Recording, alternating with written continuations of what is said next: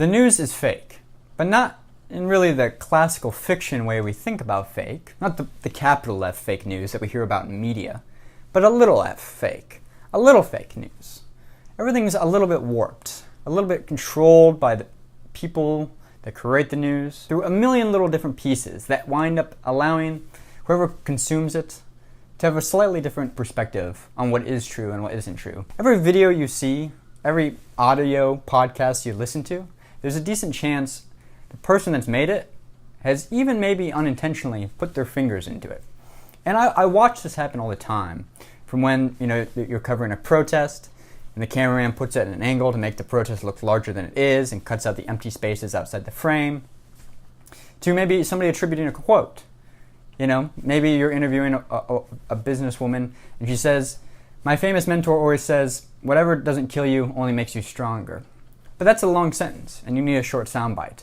So you cut off the first part of that sentence and you just have her say, "Whatever kills you makes you stronger." And you put that at the beginning of your video. It makes it sound like she said that, even though she was attributing it to her mentor.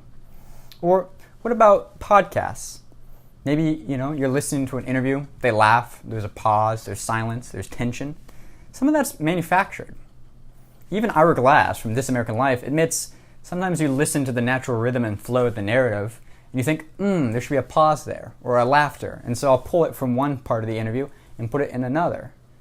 Is that creating a fake narrative? I don't know. It's certainly changing the narrative. Some, I think you can also, myself included, would argue occasionally it's getting at a larger truth, a capital T truth, that the inherent story or narrative, the truth we're trying to tell, is one of funniness or humor or seriousness, where this part's more, of weight than is really apparent on the first round of interviews. So I'm going to manipulate it in a little bit of a way. I'm going to make, the tension higher, the laughter stronger, to convey the larger truth about this story I'm telling. But does the consumer know this? Does the listener know? No, most of the time not. They don't know that what they're listening to or what they're viewing has been enhanced. And every time you enhance something, I find, it changes a little bit. And that gets into the definition of fake. Is enhancement fake? I think a lot of journalists and people I work with would argue I'm enhancing it for the greater good, to make it interesting to my readers, to make it more compelling, to get it shared more, to create more conversation around it.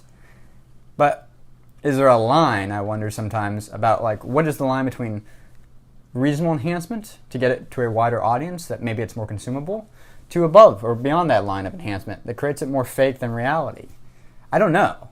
But I can certainly tell you that from behind the scenes, everything is a little bit fake. Not in the fake news that you hear about, not in the Alex Jones fake news, but in that all news is ultimately made up by humans. And the product of news, as I see it, and someone who makes it, has the fingerprints of other humans all over it.